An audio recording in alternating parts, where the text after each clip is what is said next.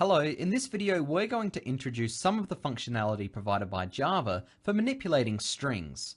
So let's jump over to Eclipse and get started. We're going to create a new Java project, and I'll call this string demo, although that is off your screen. We'll also add a new class called string demo. Okay, what we're going to have inside our class is the main method.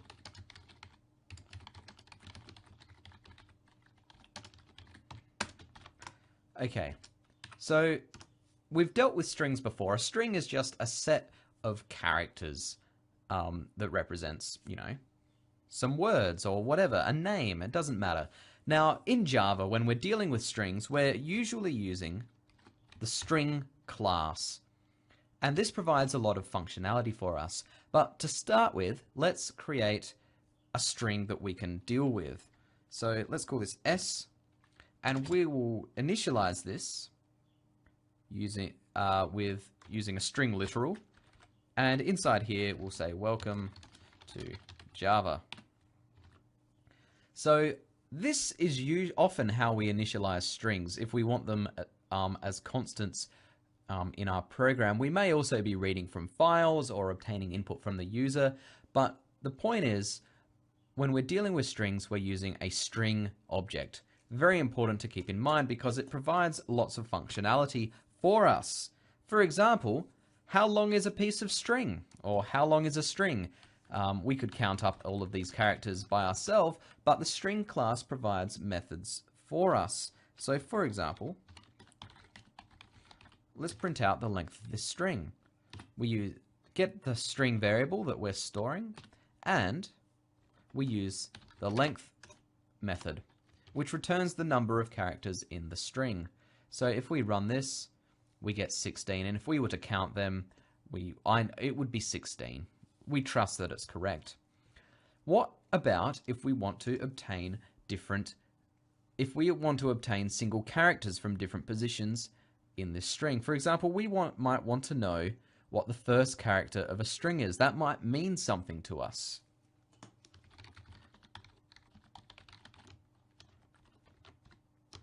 The string class provides a method called char@. And what this does is we specify an index starting at 0 as the parameter to the method, and it returns the character at that index in the string. For example, if we put in 3 here, before we run our program, let's guess what it's going to do. The first character in our string is W, and that's index 0. Index 1 will be E, index 2 will be L, and index 3 should be C. So if we print this out, if we run our program and print this out, we do indeed get C. If we print out char at 0, we get capital W. So char@ is a method we can use for obtaining a single character from a specific point in our string. We need to be careful to bounds check this though, because as you know, our string contains 16 characters. If I were to put 20 in here, our program will crash with an exception because there are no characters beyond the length of the string, which is 16. So char@. Next up, suppose we want to concatenate two strings. In other words, we want to join two strings together. There are actually 2 ways we can do that. So first up, I'm going to create another string object called S2, and I will initialize this to say Michael is awesome. Just as a pure, hypothetical example. There are 2 ways we can concatenate 2 strings together. One is one that we've already used by going S, the plus symbol, and then our second string variable. So this is kind of a special thing that's built in to Java, where the plus sign, when we're dealing with strings, is string concatenation. So if I run this, we get both of our strings printed out. The other way we could do it is by using the concat method. So s.concat, and it takes us another string as a parameter, And what this does is concatenates S1 to the end of S and returns a new string object. Again, S is also not modified in here. So we can run this and we get the same result as we did before.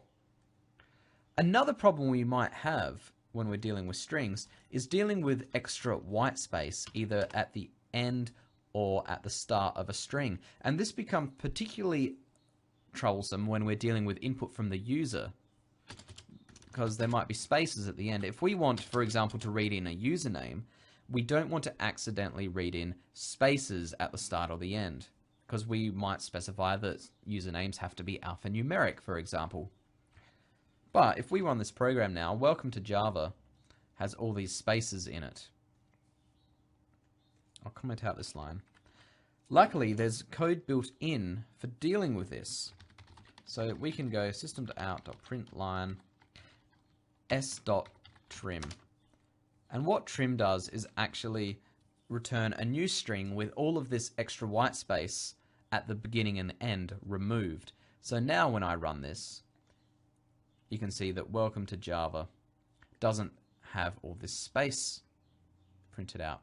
But S1 hasn't changed. So if I copy and paste this and get rid of our trim call on the second one, you can see here that our original string isn't changed. Okay, so how do we compare strings with one another? So we have an if statement. Now when we're dealing with primitive types, such as integers and doubles and booleans, we can use the equals equals operator. In Java, when we're dealing with objects, and strings are all objects, this doesn't work. If we go, let's get two strings that are the same. So let's change this to be Michael, and let's change this string to be Michael. So we have two string objects storing the same string. What we want is to use the equals method. So if S equals S1, then we print out they are the same. Okay. What about, the important thing to keep in mind here is that equals is case sensitive. What if we don't care about the case? What if we want a comparison where this Michael is the same or treated the same as a lowercase Michael? There's another method that we can use called equals ignore case. And this will print out they are the same. If we just used our regular equals method here, they are not the same. So equals ignore case allows us to compare two strings in a case insensitive way. Another thing we can do is compare strings.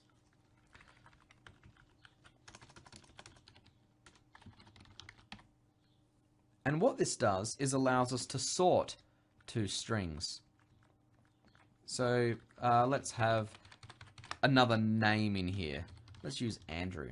So S is Michael, S1 is Andrew.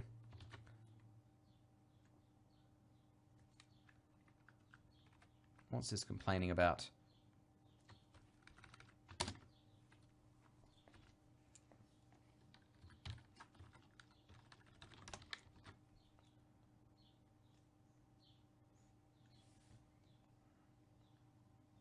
Okay, so this returns a Boolean.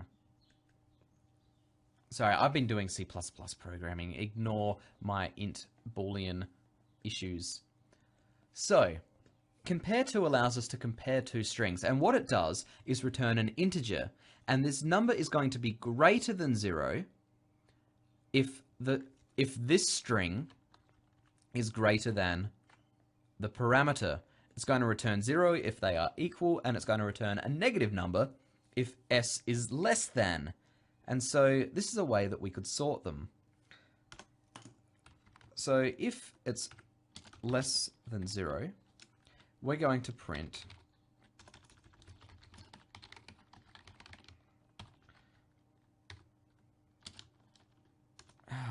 code completion's being a bit funny today.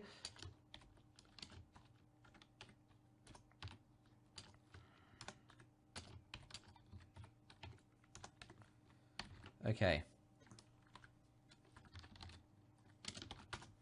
so we've got a comparison here. If S is less than S1, then we're going to print out S1. Otherwise, we're going to print out S1, then S, which should place them in alphabetical order, and indeed it does. You can see Andrew was printed out before Michael, even though, and that is so what's happening is this function is being called. If they were the same, then it doesn't matter too much. But we can use compare to do sorting and all that kind of thing. Like with equals and equals ignore case, there is also a compare to ignoring case as well. So for example, if I change this back to lowercase Michael, you can see here that uppercase Michael gets printed first.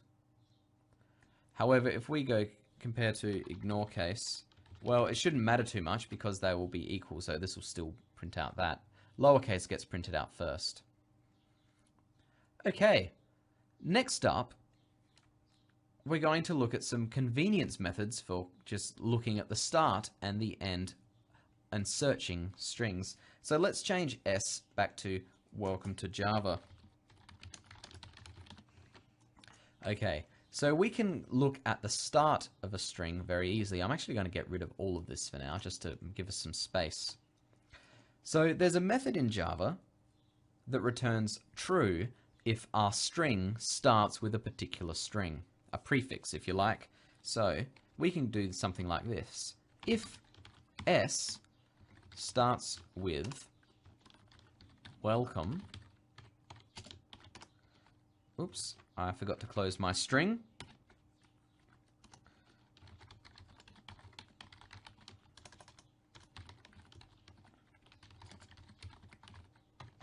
We can print out a string. So if our string starts with welcome, we know it does. When we run this, we get very welcoming printed out. If we were to change the string in here, so does it start with Michael? No, it doesn't. We don't get anything printed out. We can also do ends with, which looks at the end of a string. So for example, ends with Java full stop because our string has full stop. We can print out Java is cool. And that's what happens. It gets printed out because our string ends with Java and a full stop. If I got rid of this full stop, that is enough to throw it off because no longer does it end with Java. Our string does not end with Java, it ends with Java full stop. Very important. The other thing we can do is actually just search a string. So if S contains, using the contains method, the letters T0 or 2, sorry, TO or 2, we can say Java is cool. If I put in ASDF in here, obviously our string doesn't contain that, so when we run it, nothing gets printed out.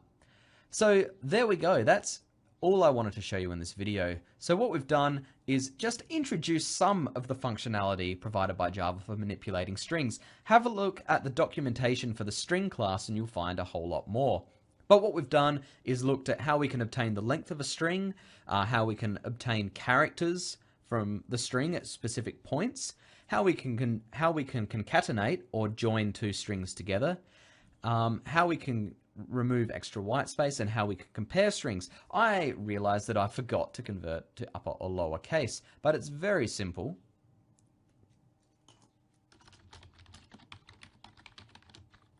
We just go s.to upper case, and that will convert our string all to uppercase. So now we get a very yelly welcome to Java. We can also convert to lowercase like that. And now we get a lowercase welcome to Java.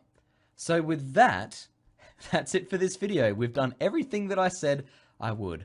Thanks a lot.